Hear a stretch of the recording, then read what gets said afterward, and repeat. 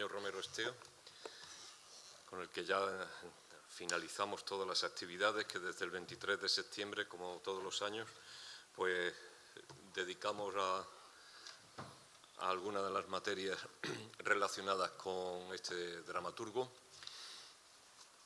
Y hoy en esta mesa de presentación de la tragedia Nórax, pues me acompañan Pedro Plaza, el editor, a mi derecha y en la esquina, responsable de la editorial El Toro Celeste, que será el primero en intervenir. En el centro Germán Jiménez, que es el adaptador de quien ha realizado la adaptación de esta tragedia. Y yo, que soy el presidente de la Asociación Romero Esteo, Rafael Torán. Si quisiera comentaros un poco antes de comenzar con todo esto, que sabemos que para las presentaciones de libros y todo esto no suele haber un aforo excesivo, ¿no? Y entonces queríamos hacerlo en una sala más reducida que donde habitualmente hacemos las presentaciones del libro, que suele estar bastante bien, pero se da la condición que hoy queremos acompañar con una pequeña escenificación de 15 minutos de duración de un fragmento de esta tragedia de Nórax. Entonces teníamos que hacer uso de este espacio escénico para ello, y por eso es el motivo por el que estamos aquí. Si no, las presentaciones del libro las haríamos en otro espacio más reducido donde todos estaríamos más a gusto allí, ¿no? Más propio con esto. Vamos a empezar, si os parece bien. Entonces, Pedro Plaza, tienes la palabra cuando quieres. Muchísimas gracias, Rafael, en mi nombre y en nombre del Toro Celeste, la editorial a la que yo represento, la editorial que tengo el honor de dirigir. La verdad que para nosotros es un placer seguir formando parte del proyecto Romero Esteo, entendido en un amplio sentido, porque el Toro Celeste, que nació en 2014, ya estaba embarcado en el proyecto Romero Esteo cuando yo llegué. Habían editado ese libro tan bonito y tan esencial, valga la redundancia en su título, que reunía esos estudios sobre la obra de Romero Esteo y que ya coordinó el propio Rafael Torán. Había editado también Los Milenios, que es ese poema épico tan bonito del que habló también el otro día Enrique Baena en el Congreso. Y cuando yo llegué tuvimos la oportunidad de darle continuidad a través de la edición de Contra Dios, esos sonetos de juventud de Miguel Romero Esteo que pudimos editar en los Cuadernos Romero. Y bueno, pues cuando me llamó Rafael Torán, que recuerdo que fue hace casi un año ahora, estaba yo en Toledo, me propuso la idea de retomar la Biblioteca Romero Esteo y por supuesto que era nuestro deber obligado decir que sí, tanto por honestidad con Rafael Ballesteros y Juan Ceiles, que fueron los fundadores de esta editorial, como por el interés que entendemos los de la directiva actual que tiene el propio Romero Esteo. Entonces, bueno, lo que yo no sabía en ese momento, mientras paseaba por Toledo, por sus calles y contemplaba su catedral, es que este libro iba a entrañar tantas dificultades. Y es un poquito lo que yo quiero comentar, porque creo que también hay que darle valor a la labor editorial cuando esta no es sencilla, y creo que ha sido uno de los grandes retos que hemos tenido que asumir nosotros desde que yo estoy en la dirección. El primer reto es que no estábamos creando una nueva colección, sino que como sabéis vosotros que sois amigos de Romero Esteo, pues ya existía una biblioteca Romero Esteo que estuvo en la editorial Fundamentos y que tuvo bastantes números además. Yo tuve la oportunidad de conocer esta colección cuando residía en la Fundación Antonio Gala y sí que por lo menos pues tenía ese conocimiento, ese acercamiento material. Entonces, claro, ahí había una diatriba entre si continuar lo que había hecho Fundamentos o darle un giro. Por nuestra parte, pues la idea era darle un giro porque respetamos también el trabajo que ha hecho esa editorial, no queríamos copiar lo que habían hecho, no queríamos calcar su diseño, no queríamos hacer un robo de la colección, sino simplemente redimensionarla y sobre todo situarla dentro del universo creativo del Toro Celeste. Entonces, bueno, las portadas, las cubiertas de nuestra nueva época, pues siempre son así, con este corte entre lo blanco y un color, y el color en nuestro caso es lo que marca la colección. Hace poquito presentamos también Libro de Estampas, que tiene un prólogo también estupendo de nuestro querido Germán Jiménez, y en este caso era Rosita porque estaba dentro de la colección de narrativa La Cervantina. ¿Qué ocurre? Que aquí, al encontrarnos con una nueva colección, pues quisimos dotarla de color, y de los colores que se habían usado en las cubiertas de fundamentos, el que más nos gustó fue el morado. Y, por supuesto, en este caso queríamos dotarlo de imagen. En fundamentos eran simplemente color, que iba cambiando de título en título, las letras del título de la obra, y se acabó, ¿no? Y nosotros sí que quisimos, pues, dotarlo de esa imagen y que cupiese aquí dentro de esta cubierta. Y finalmente, después de valorar varias opciones, pues en este caso nos decidimos por esta especie de figura antropomorfa que a cada uno le evoca una cosa, ¿no? Estábamos comentando entre bambalinas que a mí, por ejemplo, pues me sugiere una suerte de guerrero ancestral manchado por la sangre. Sin embargo, a Germán le sugiere la princesa, que es uno de los personajes importantes dentro de esta tragedia. Pero ahí no quedaban los retos, sino que el reto quedaba también en que, como sabéis, pues el archivo de Romero Esteo, que está en la Biblioteca Nacional, está sin transcribir, ¿no? Entonces nos llegaron directamente a la editorial los mecanoscritos, que de hecho hemos tenido a bien reproducir algunas de sus páginas al comienzo del libro. Entonces pues se puede leer que dice archivo MRE 82 para identificar la tragedia, y podréis ver las dificultades que entrañaba, porque había tachaduras, había alguna repetición, había anotaciones de la propia mano de Romero Esteo, y todo eso había que transcribirlo, y se hizo desde dentro de la propia editorial, que no es siempre lo habitual, ¿no? Entonces, bueno, pues ha sido una obra muy colectiva, porque tuvimos que contar con otras manos. En este caso la transcriptora fue Cristina Fité, y una vez que teníamos ese trabajo hecho, pues quedaba la revisión, que a pesar de que él no quería, pues yo, que soy filólogo y que soy investigador, creo que es justo reconocer el trabajo, y por eso aparece que la edición es de Rafael Torán, porque es quien se ha encargado finalmente de corregirla, de revisarla a fondo y de poner cada cosa en su lugar.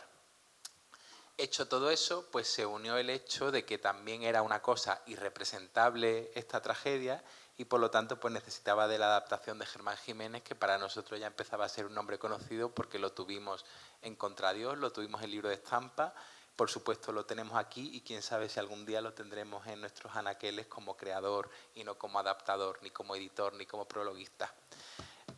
Entonces, nada, con eso se montó este libro, que como veis es bastante gordito, considerando que se supone que es una tragedia, ¿no? Y conseguimos el proyecto, que luego tuvo otras cuestiones también difíciles desde el punto de vista de la maquetación, porque comentábamos antes también de entrar que Romero Esteo juega en sus parlamentos, en sus diálogos, a que en algunas ocasiones estos están escritos en prosa, y por lo tanto ahí no hay ningún problema, y en otras ocasiones están en algo que parece que es el verso, pero que tampoco estamos seguros de si son versos o son periodos oracionales, que lo que hacen es cortar según la prosodia que debería tener al leerse, ¿no? Y en este caso pues no siempre cabían completos en la caja del libro, y ahí hubo que tomar decisiones de cómo disponerlos para que fuera lo más legible posible. En fin, que para nosotros ha sido un reto. Creo que hemos salido airosos. Hemos tenido a Rafael Torán hasta el último momento en tensión por si los libros llegaban o no llegaban a la presentación, y como finalmente han llegado, pues yo creo que será un estupendo regalo de Navidad. Lo tenéis fuera en el mostrador, podéis comprarlo a la salida, y creo que tanto Rafael como Germán estarán dispuestos a firmarlos. Gracias.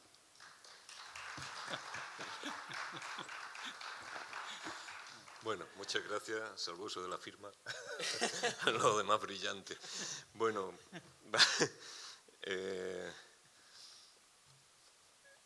menos mal que hemos encontrado a esta editorial ahí como un aliado fuerte para poder dar a conocer todos estos textos, porque es que Romero Esteo tiene una cantidad de escritos ahí totalmente desconocidos que es que hay que conocerlos, porque se queda la visión que se tiene de este dramaturgo es muy parcial, porque se tiene publicado toda, como aquí veis, las comedias, ¿no? Pero de las tragedias se conocen muy poco, muy poquito.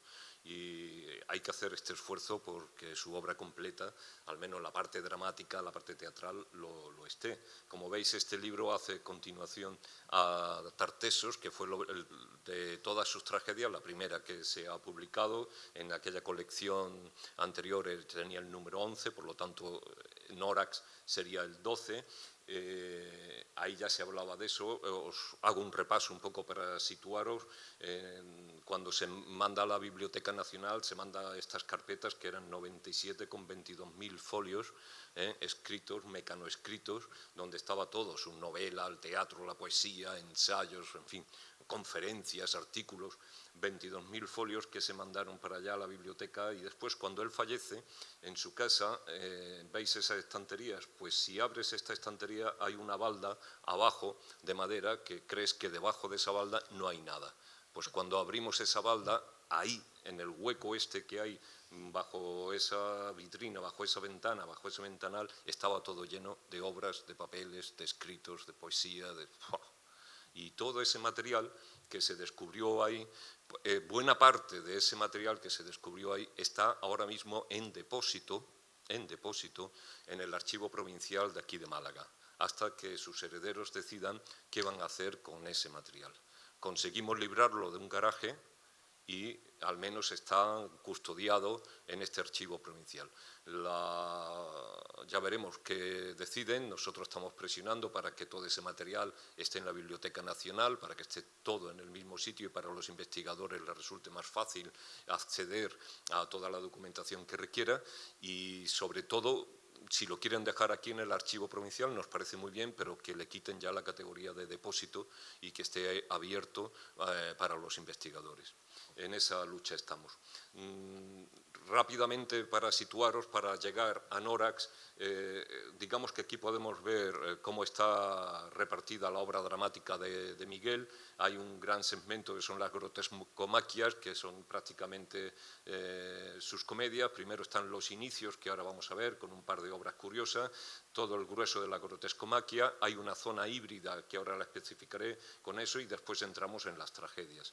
Dentro de los inicios hay dos textos de teatro, uno que se titula Mariposeo, que son 8 folios porque es un mariposeo, es una tontería de estilo que él juega. Ahí no sé exactamente cuál era su objetivo, pero no tenía ninguna finalidad, posiblemente fuese un juego de estilo para ver eso cómo funcionaba. Y después la obra de Lentejas y Garbanzos, que ya hablamos en el Congreso el otro día suficientemente de ella, que es el próximo estreno, el 20 de febrero, en el Teatro Echegaray, con una adaptación que hemos realizado, porque aquí se ha hecho un ejercicio de traslación de un estilo del realismo español de los años 60 que ha quedado muy desfasado a la actualidad, a ver cómo podía funcionar ese mecanismo, ¿no?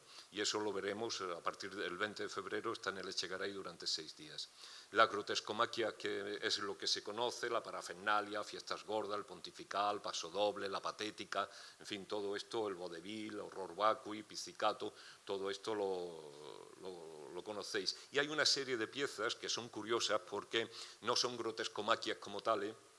Por ejemplo, El barco de papel, la titula Marinería, está enfocado para niños, es una obra infantil, por lo tanto no tiene el peso de lo grotesco, funciona como teatro infantil, pero también funciona para adultos, porque pudimos ver un montaje del legendario grupo independiente de Tirambo, Teatro Estudio, dirigido por Luis Vera, en el que lo concibió para adulto, y entonces lo que en los niños era un juego, de repente esa obra se convierte, coge un discurso existencialista y realmente nos invita a los adultos a una reflexión sobre la ilusión, la decepción de hacerte mayor y la decepción un poco de no saber por dónde encauzar tus caminos, ¿no? Coge una dimensión distinta, es muy curiosa la obra de cómo lo lees, dependiendo de cómo te sitúes para leerla, como un juego infantil o realmente como una obra que encierra filosofía, que encierra pensamiento. La Oropéndola también se escapa de esas comedias grotescas que Miguel realiza, porque fue un encargo de Televisión Española, de los programas de Estudio 1, entonces él pensó escribir un texto breve, dentro de lo que se entiende para Miguel breve, y pensado para un gran público, porque se iba a retransmitir por televisión. No obstante, quienes habéis visto La Oropéndola sabéis que su sello está presente y las claves de su teatro están ahí muy potente. Bricolaje también es otra pieza que se escapa de la grotescomaquia, entra dentro de una comedia dramática que no tiene el mundo grotesco que sí está en Horror Vacui o en La Parafernalia o en Pizzicato o en todas las anteriores, ¿no? Y por último, El declive. Estos son estas zonas híbridas que os digo, porque El declive fue la última obra que escribió, ya muy mayor, fue la última obra que escribió.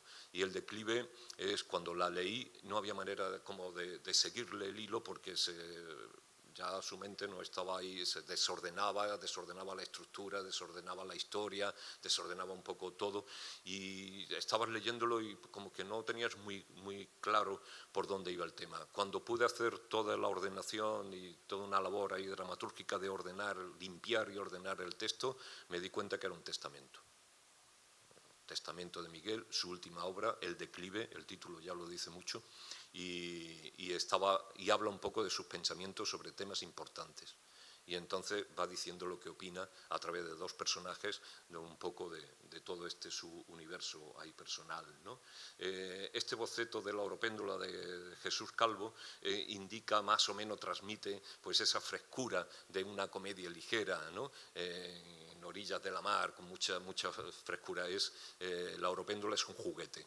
Está planteado como un juguete que tiene un final trágico e inesperado, ¿no? Donde el hijo mata al padre cuando se supone que nada de eso podía suceder. Aparenta una casualidad, una maldita casualidad, pero lo que encierra es un discurso de odio hacia el padre muy fuerte. Hay una anomalía que es el pájaro grande y amarillo.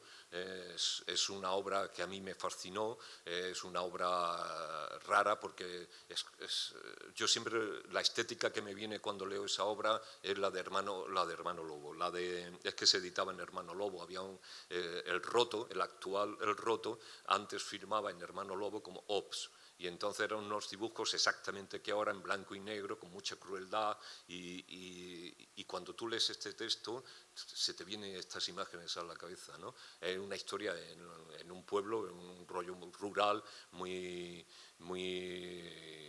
oscura, donde un niño muy pobre, terriblemente pobre, está jugando con una cometa y aparece un niño del hijo del señorito, y entonces, bueno, pues termina indudablemente en tragedia, ¿no? No os voy a contar más porque vamos a conseguir que todo esto se publique. Entonces lo leeréis en su debido momento. Y ahora entramos en la tragedia de los orígenes. Con nosotros, Rafa. Espero que todo pueda ser ahí. Bueno, en las tragedias voy muy rápido. Fijaros, no voy a leeros todas las tragedias, pero tener en cuenta todo lo que escribió, porque fijaros, Tiniebla de la Madre Europa o Las Naranjas de la Tropa sí está publicada y es una de las obras más breves que tiene, que son dos africanos que están custodiando la Dama de Baza, y ahí hay un tema satírico fortísimo, ¿no? El Tartessos, que ya lo conocéis, La antigua y noble historia de Prometeo el héroe con Pandora la pálida. Yo creo que esta fue la tercera obra que él escribió y fue por un encargo. Fue un encargo de Juan Amores y Paco Corpas, que estaban en Marbella, y le pidieron que le escribiera un texto para representarlo allá. Y Miguel, como estaba con todo el mundo tartesio metido en la cabeza, le escribió esta obra. Si no recuerdo mal, el tema fue así, que llegó a escenificarse, llegó a representarse. La liturgia de Gárgori, Rey de Reyes, también está editada. Prometeo también se editó por la Universidad Popular de Marbella, y Liturgia de Gárgori, Rey de Reyes, se editó por la Diputación porque ganó el premio Enrique Llobet. Ese texto es fantástico. A mí personalmente me gusta incluso más que Tartessos, porque Tartessos me pierdo mucho con tantas liturgias y tantos coros y tantas ceremonias y tantas historias, mientras que en Gárgori la acción dramática está muy concentrada, la historia está muy concentrada y entonces es muy contundente. Personalmente, como hombre de teatro, yo me siento bien leyendo esa liturgia de Gárgori, ¿no? Los arcanos, un festival de los orígenes, Argantonio, fijaros que Argantonio fue el último rey tartesio, pero creo que lo escribió antes que los otros. Omalaca también fue un encargo, precisamente me parece que fue de la Diputación organizaba la Feria de los Pueblos, no sé si sigue haciéndolo, creo que no, y le encargaron precisamente que escribiera un texto que hiciera referencia a la Málaga arcaica, y entonces Miguel escribió Malaca, que es un recorrido pues por la provincia de varios jóvenes que terminan en el Torcal y van recorriendo un poco pues toda toda la provincia. Avis, Rey de Reyes, ya no metemos con toda la saga Tartesia. En Avis, Rey de Reyes, quisiéramos que sea la siguiente edición, después de esta de Norax, porque contamos con una adaptación ya realizada por el propio Luis Vera, que como sabéis fue gran amigo suyo, pero sobre todo el director que más pieza ha montado de Romero Esteo y de Riaza. Entonces, coetáneo a Miguel, amigo suyo y de la misma cocina, digamos, ¿no? Y hay una cosa que me extrañó y que me extraña en estas tragedias, que responden al mito, responden un poco a la ficción, pero sin embargo en la tragedia de Avis él no habla en ningún momento y hace referencia a la estratificación social, ¿no? Avis, la sociedad, pues la divide en 7 etapas, en 7 niveles, en 7 clases, ¿no? Y eso fue lo importante, es por lo que se considera el mito de Avis, está relacionado con eso, y sin embargo ahí no aparece nada, ¿no? En Gerión lo de los toros, pues también hay como a medias, y así un poco con todo, es decir, hay algo que le interesa más, que está por encima de todo el significado de la mitología de estos reyes, ¿no? Llegamos a Norax, Rey de Reyes, Europa, que ahora hablaremos, Europa y las tinieblas, Crisaor y la espada de oro, el gran Perseo y el gran Aitor. Del gran Aitor no hemos conseguido nada más que 4 folios, los 4 primeros folios. No hemos podido encontrar el resto. No sabemos si es que dejó de escribir, tan solo escribió, o que está desaparecido, o se ha perdido. Por más que hemos buscado, no ha aparecido eso. Y no creo que se lo haya dado ningún amigo, porque él acostumbraba a darle textos a los amigos y volvían esos textos o no volvían, no lo sé. Pero no, porque si no esos 4 folios tampoco estarían. Entonces están esos 4, pero nada más. Así que ahí me pierdo, y por lo tanto son 13 tragedias las que tenemos localizadas totalmente de él y archivadas perfectamente en la Biblioteca Nacional. Hizo muchos ensayos de carácter historicista con todos los orígenes, porque como veis ya se metió de fondo con todo el asunto de la civilización tartesia, y de ahí le llevó a todo un desarrollo de ensayos históricos, ¿no? de historia antigua. Y tiene, fijaros, 2 planos totalmente de ensayos históricos al respecto de todo esto. Esto es una anécdota, pero lo quería escribir porque alguien me comentó el otro día en el Congreso algo y tuve que quitarle esa idea de la cabeza. Que nadie piense que Miguel tenía un despacho formidable con una mesa de caoba y un buen sillón y una máquina de escribir estupenda. Ese era su despacho y así escribía. Es decir, ahí tenía su máquina de escribir encima de esa mesita de esto. A veces después ya al final no estaba ni la mesita, estaba apoyado encima de una silla. En esa silla, ahí ha escrito todas sus obras. Absolutamente todas sus obras. Y es el mismo espacio vacío, ya sin Miguel, después de muerto. Y ahora hay un vídeo que os quiero poner un momentillo para que lo veáis, para que entendáis el valor un poco de la poesía de Tartessos y la poesía que Miguel tiene en estas tragedias. Cuando el problema, vosotros sabéis que es la cantidad tan enorme de la escritura, ¿no? Es decir, que cada obra suya conlleva un tiempo enorme y de representación, y entonces eso es muy complicado. Por eso en la edición hemos cuidado siempre que esté la obra original junto con una adaptación, ¿no? En este caso Germán, y tenía que ser Germán porque él era un experto en clásicas, y para hacer adaptaciones de Miguel tiene que tener esta mente y tiene que tener esa formación, me parece. Yo me arriesgo como responsable del tema y creo que tienen que ir por ahí, y para saber entender y leer a Miguel y después poder reproducir eso. Había un problema fortísimo, que en todas sus obras Miguel usa mucho musicalmente los coros, coros de diferentes tesituras, de voces, pero también de instrumentación, y aquello la producción la complica muchísimo, porque es imposible hoy día hacer una puesta en escena con esa cantidad ingente que a veces desborda hasta el concepto de ópera, y eso no lo podemos hacer. Eso es que es inviable hoy día, no hay dinero para poder hacer eso. incluso aunque hagas un esfuerzo y pongas de acuerdo a instituciones para conseguir un estreno, ¿quién te asegura que eso gire después? Es decir, es como la barbaridad de la Expo, ¿no? Es decir, Tartessos iba a clausurar la Expo 92, al final no se hizo, pero la producción se quedó a mitad de camino, pero iba a clausurar la Expo, es decir, un solo día, una sola función y una millonada. Eso es un despropósito absoluto. Entonces tú puedes hacer el esfuerzo y a lo mejor reuniendo instituciones y consiguiendo dinero y tal, puedes conseguir estrenar, pero ¿quién te va a comprar después ese espectáculo? Por lo tanto, hay que favorecer representación, la escenificación de esos textos, facilitando. De ahí la adaptación, que se reduce de las 360 y tantas páginas en esta edición, 400 y pico del texto original de Miguel, a 100 y pico. Es decir, que llevado a tiempo posiblemente sean 2 horas de representación, hora y media, de algo que podía durar 7 horas fácilmente, 7 u 8 horas fácilmente. Y musical, en la parte musical teníamos que encontrar un mecanismo que no traicionara lo que Miguel buscara, que no se cargara las atmósferas dramáticas, pero que a nivel de producción fuese más rentable. Y entonces hicimos un experimento.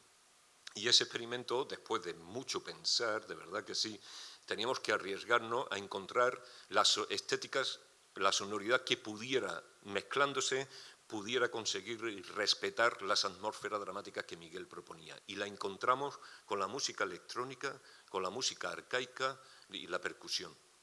Y os vamos a poner un vídeo para que veáis un momento del ejemplo de cómo se hizo esto. Miguel, cuando tú quieres.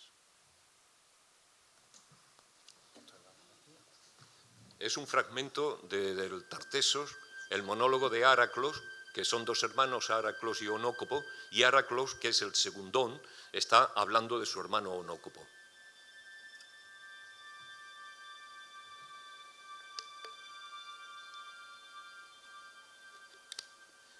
Tenéis en la música electrónica, es Juan Manuel Cidrón, de almeriense. En la música arcaica está Luis Paniagua, de la familia de los Paniagua, ¿no? Medievalistas y de cuando música chiquillos antigua. que éramos, de cuando muchachos, me llevaba de la mano por mitad de las calles. Onócopo.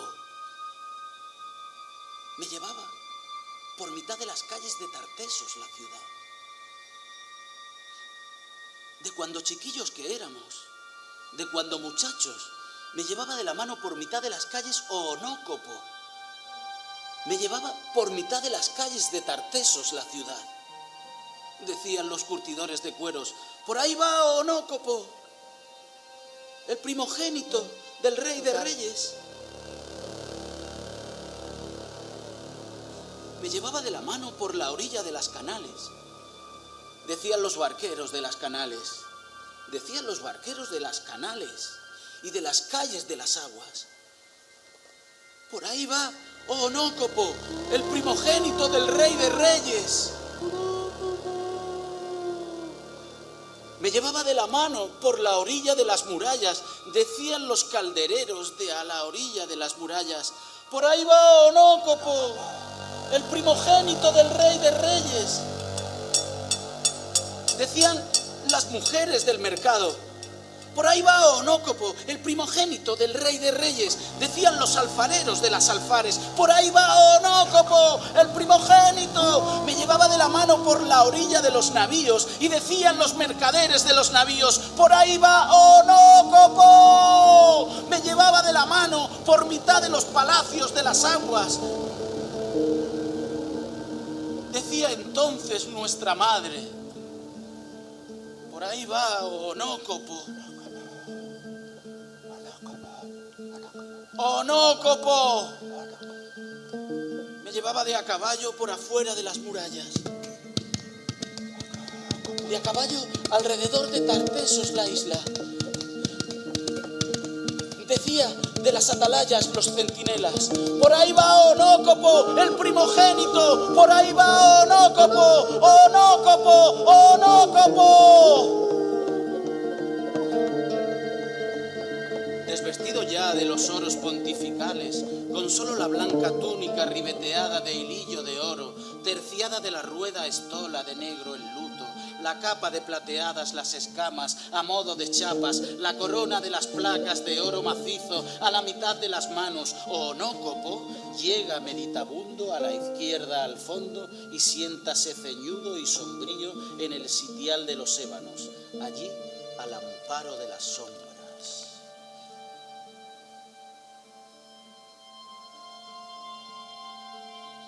Me llevaba de la barca de oro a los caños de Salam Mauneba, de la barca de oro por mitad de Ahorno, la madre de las aguas.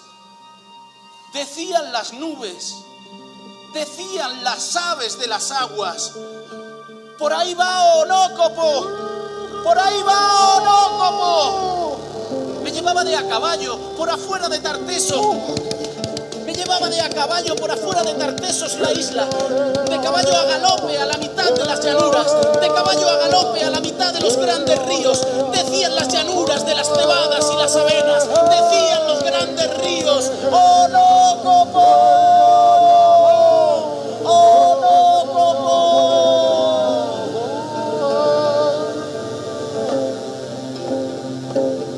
Me llevaba de a caballo por mitad de los bosques, por mitad de las cordilleras de los bosques.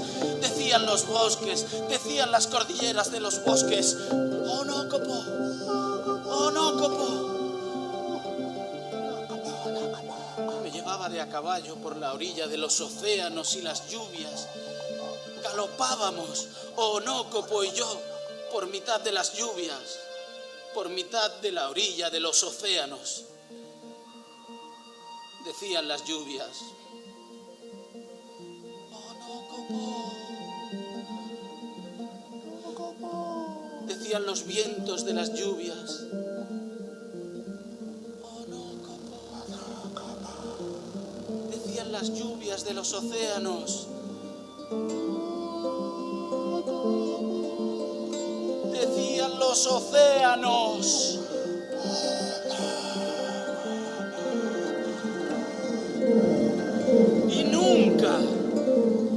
Y nunca decían mi nombre.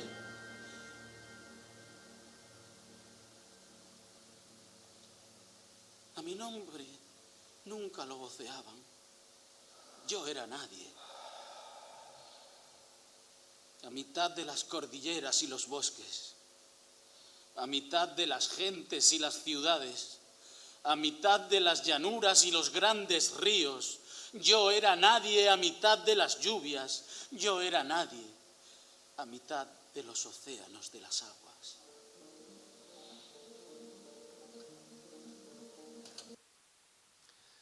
Muy bien, gracias.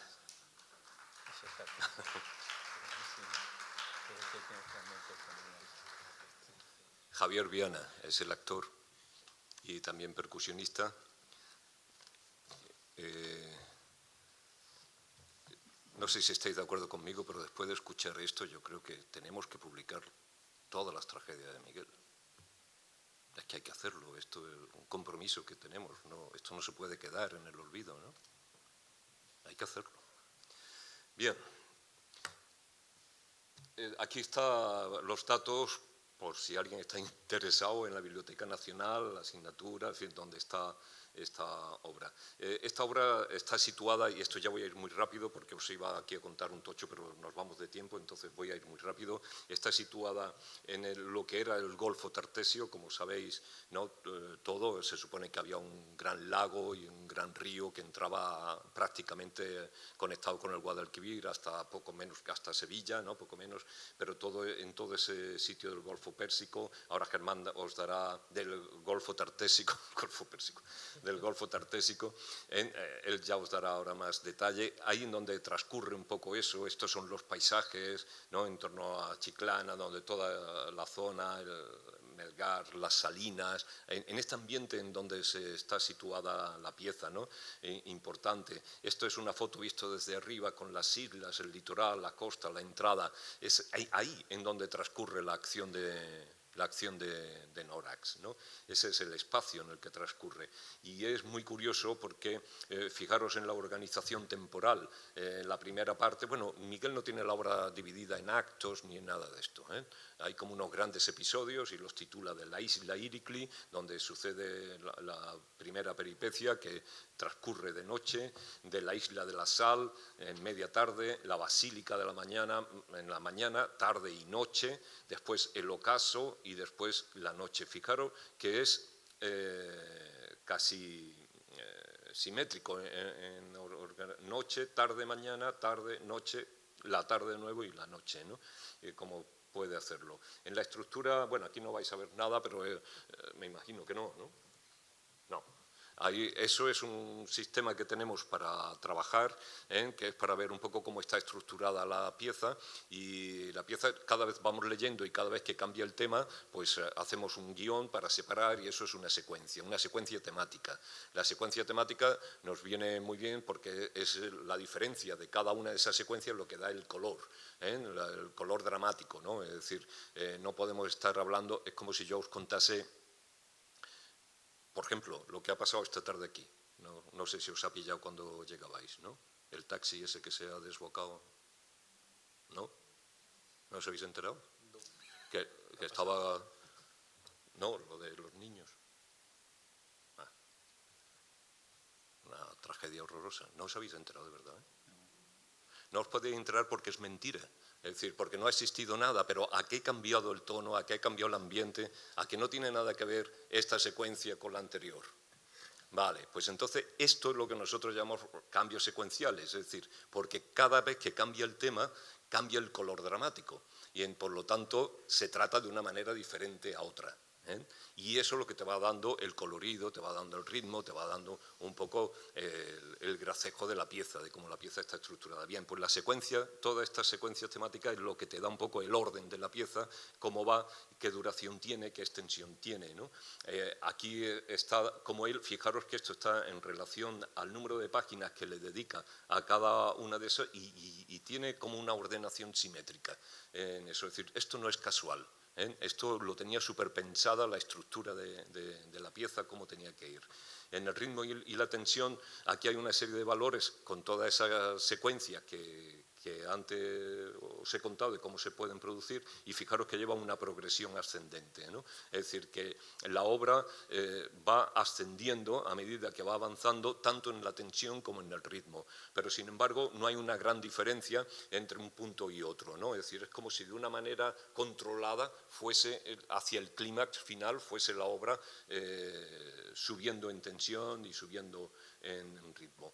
Y esto es lo que marca en toda esa estructura secuencial el uso de los sonidos de la naturaleza, que en Miguel es muy importante, en las tragedias están muy presentes en todas ellas. De hecho, tanto es así que organizamos un seminario que se llamó Arqueología del Sonido y pudimos traer a los mejores especialistas, investigadores de las universidades españolas en este tema, la arqueología del sonido. ¿Cuál era el sonido en la protohistoria? ¿Cómo se piensa y se cree que eran los sonidos, ¿no? De instrumentos, sonidos naturales, el sonido el uso de la caracola, de las flautas que había, no sé cuánto, y después los sonidos propios de la naturaleza. Y Miguel esto lo ordena a lo largo de toda la pieza, ¿no? Hay una ordenación de todos esos sonidos, de cuándo se tienen que producir, ¿no? Y es muy curioso. Desde luego no hay nada de forma caprichosa, ¿no?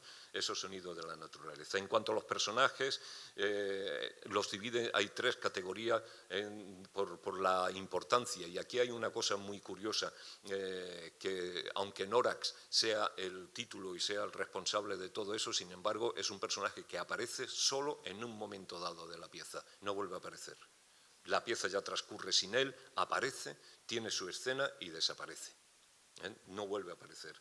Y Lilitsu, que aparentemente que es su hija, que es la princesa, tiene un papel, podríamos decir, secundario, se va convirtiendo en el personaje principal de la pieza y el que tiene el discurso más potente, el discurso ideológico más potente.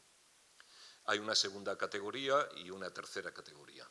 De eso. Y de esto, así el detalle del vestuario, esto es, pongo un detalle nada más para indicaros que lo cuidaba absolutamente todo. Es decir, que si la obra tiene 40 y tantos o 50 y tantos personajes, por muy secundario y muy de figuración que pudiera ser alguno, tiene el vestuario detallado. Esto está un corta y pega de su mecanoscrito. Es decir, que él al personaje siervo espeso, siervo flaco, no sé qué, los tiene vestidos de cómo tienen que llevar. Desde las sandalias, la túnica, cómo tiene que ser, esto, absolutamente cómo tienen que ir, las barbas afeitadas, el pelo, cómo tiene... Todos los detalles de todos los personajes, absolutamente de todo. No se olvidó de ninguno, porque estuve controlando esto. Es decir, te dice absolutamente cómo tiene que estar todo organizado, ¿no? Sí, para dejarle ya a Germán en su intervención algunas cosas curiosas, ¿no? Así de dirección. Él llama al espacio, le llama basílica, es un anacronismo indudablemente, pero da igual, cumple una función de templo, pero el templo en la época, tal y como él lo plantea, y si podéis ver el documental Los Atlantes, que está ahora mismo en el cine Echegaray, creo que hasta el jueves a las 8 de la tarde, por la productora malagueña MLK, en Los Atlantes se trata el tema del espacio, porque el espacio es una especie de edificio multiservicio. Es decir, lo mismo es un espacio sagrado, que es donde se organiza la asamblea política, es el salón de trono del rey, pero en donde aparecen los escribas y hacen sus trabajos. También hay lugares en donde se produce intrigas palaciegas, es decir, ese edificio lo es todo. Y ahora que ha aparecido en el Turuñuelo, allí en Badajoz, ha aparecido este edificio emblemático ya de toda la arqueología tartesia, con el gran sacrificio de los animales antes de la huida o de la marcha de todos ellos, y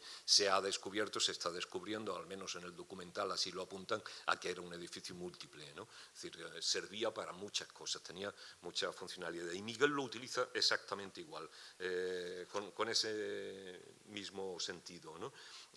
Hay que tener en cuenta también que tiene un sentido del humor importante. Él sabe muy bien que todas las tragedias, como no haya humor, no te funcionan. Y aquí hay una cosa curiosa, que la obra comienza con dos guardianes que están guardando un sepulcro que se supone que es de Gerión, y me llama la atención también que en la obra nadie sabe nada de nada.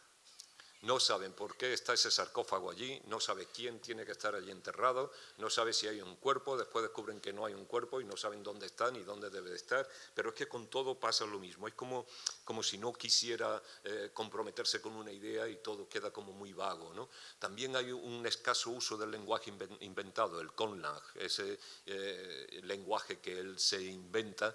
En esta obra es más comedido.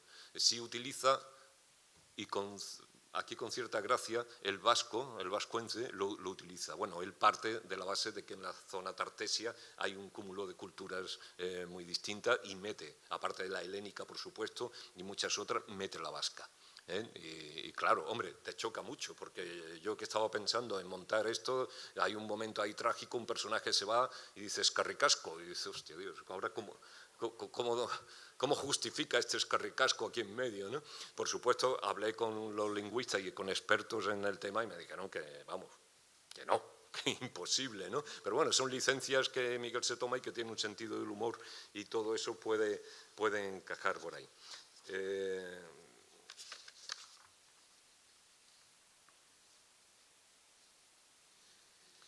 Únicamente deciros, aparte de todo ese juego de la confusión con la que él trata, que en la obra, mejor os lo voy a contar después, como ahora vamos a correr telón cuando termine Germán y van a quitar las mesas y eso, os voy a contar después un poco en dónde se centra esta escena que vamos a ver, porque es muy importante el personaje que no aparece en esta escenificación de Lilitsu, del personaje femenino.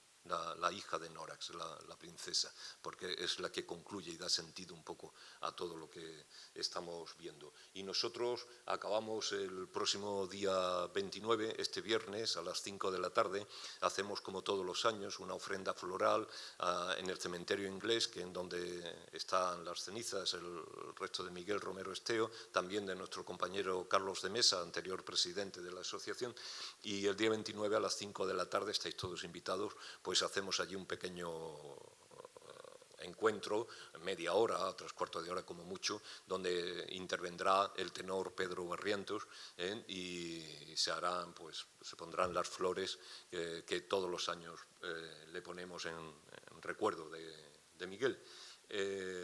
Y por mi parte, pues nada más, yo le paso la palabra a Germán. Germán, como yo creo que ya le conocéis, él es dramaturgo, ha ganado varios premios, pero entre ellos uno, el sobre Inés de la Cruz en México, ¿verdad?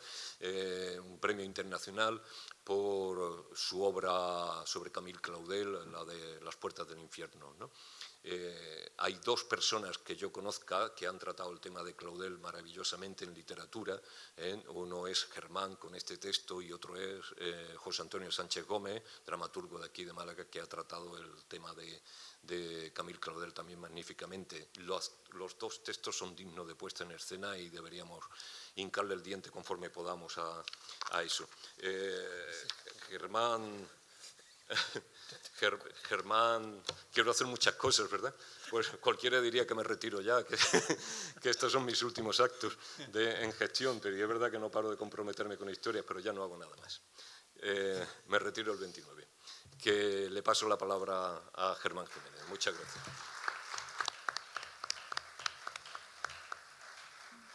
Después de escuchar a Rafa, creo que he destrozado la obra de Norax. Pero, en fin, a lo hecho pecho. Es la segunda vez que le doy las gracias a estos dos señores, a Pedro y a la editorial, por la labor que hacen con Romero Esteo, y en este caso las gracias son dobles porque han permitido que mi adaptación vaya a continuación de la obra de Miguel. El destrozo que hago, vaya. Y a Rafa por confiar en mí en estos menesteres. Yo traigo un texto escrito y lo voy a leer porque se me van las ideas.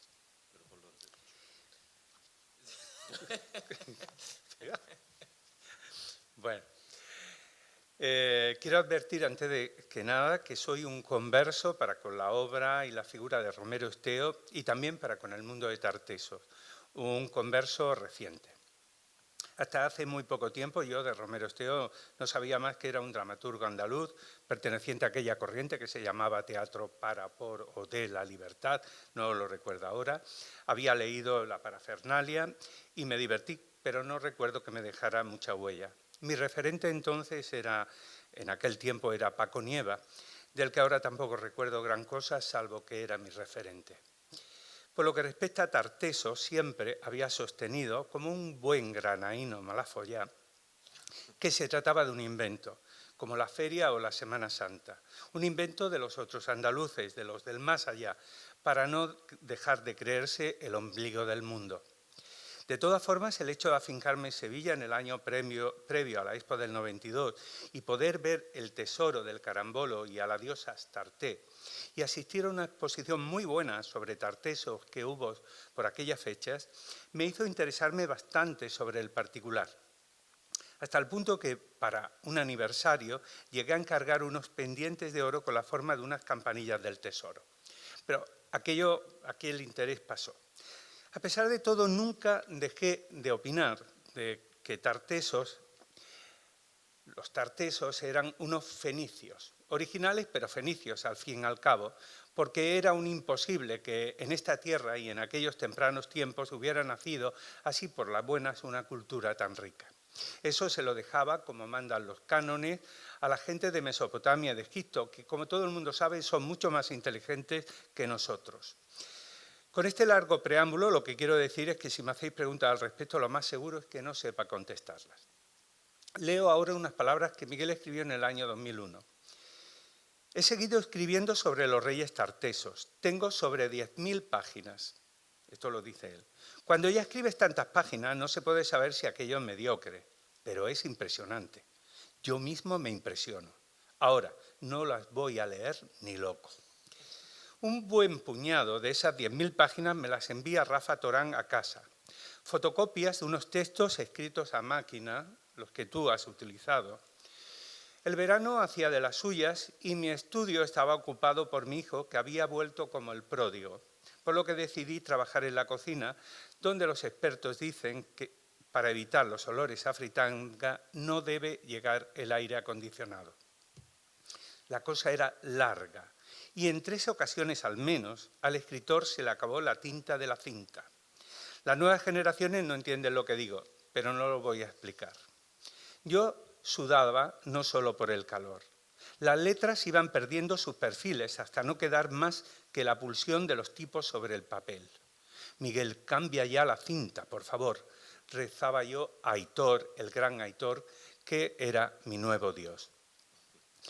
La lectura de aquel texto, por otra parte, me expulsaba una y otra vez hacia la búsqueda de datos, conceptos y relatos históricos, por lo que debía repetirme continuamente que aquello era una obra de teatro y no una tesis histórica.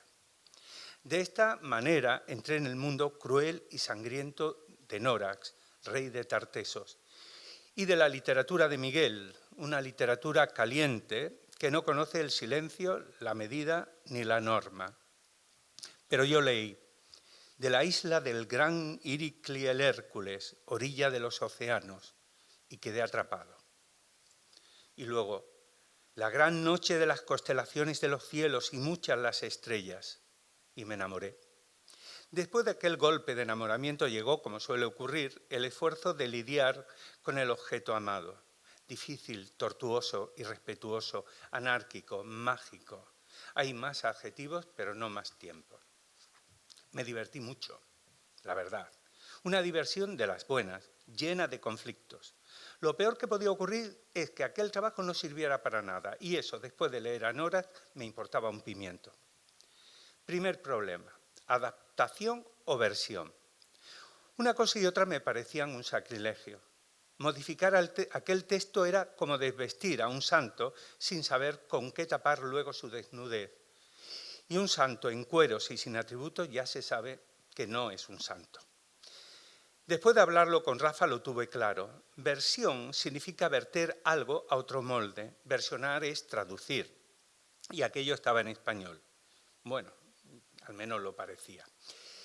Además, yo no iba a traerme el conflicto a los primeros años de nuestra democracia, en la que no había bulos como ahora, porque todo era un bulo. No iba a vestir a los personajes de romanos ni de futbolistas, aunque durante unos días me atrajo bastante la idea de convertir a Norax en el presidente de un club de fútbol.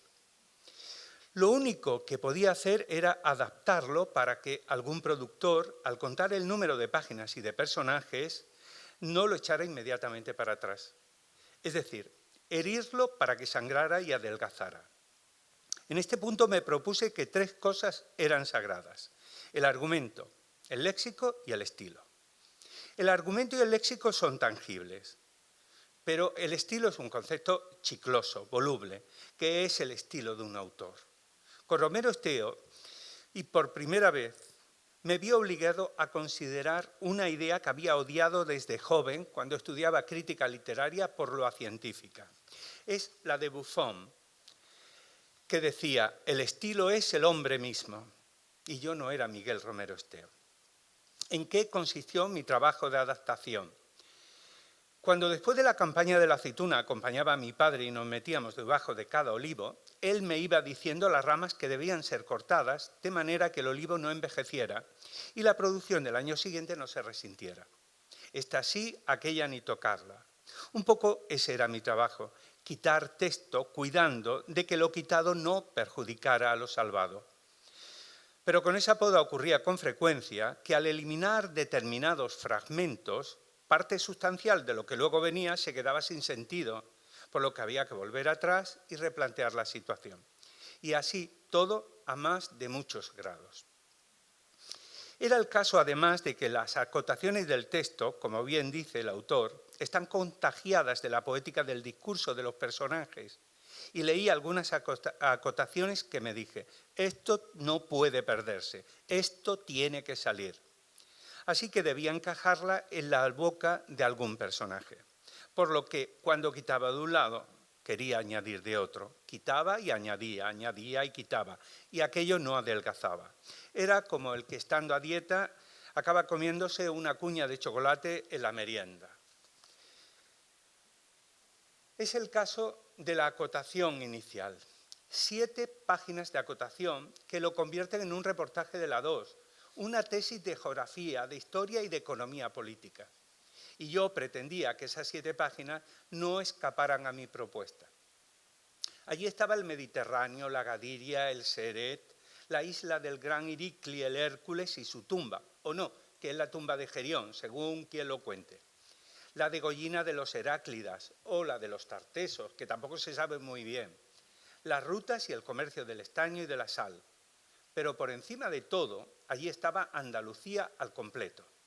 La Alta Oringis de los Olivos, donde nace el gran río, la ciudad madre de Córdoba, la Onova del río de la Muerte, los leones perros de las fuentes de la Iliberri de los Granados, la Málaca de los vinos de miel, la Urqui de la diosa madre.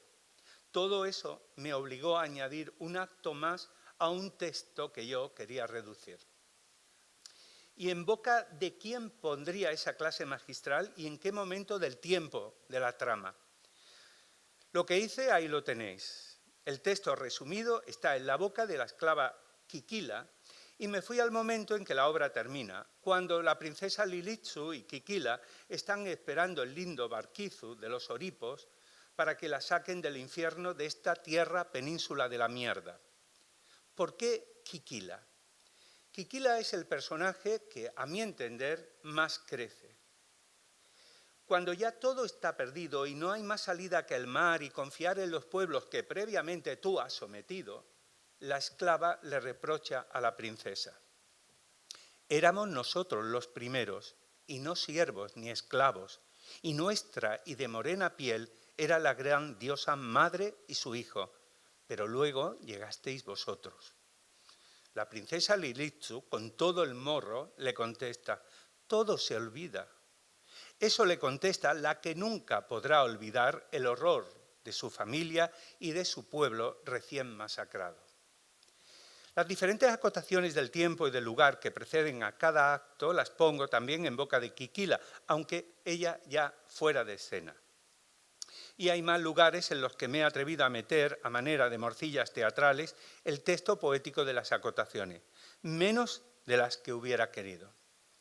Al colocar mi primer acto introductorio en el tiempo teatral del último acto, se crea una composición anular que rompe la estructura original de la que Rafa nos ha hablado. Pero como decía Miguel, cada uno hace lo que puede, pero también lo que quiere. Y yo quise en ese momento hacer eso. Segundo problema, un cuarto acto que recuerda aquellas obras de teatro del siglo XVII en la que 2 ejércitos se enfrentaban con todos sus jefes y toda su artillería en un escenario de dimensiones reducidas. Se acercaba la hora de la asamblea y comienzan a llegar cuadrillas de soldados, escribas, diáconos, cada cuadrilla con su jefe de filas.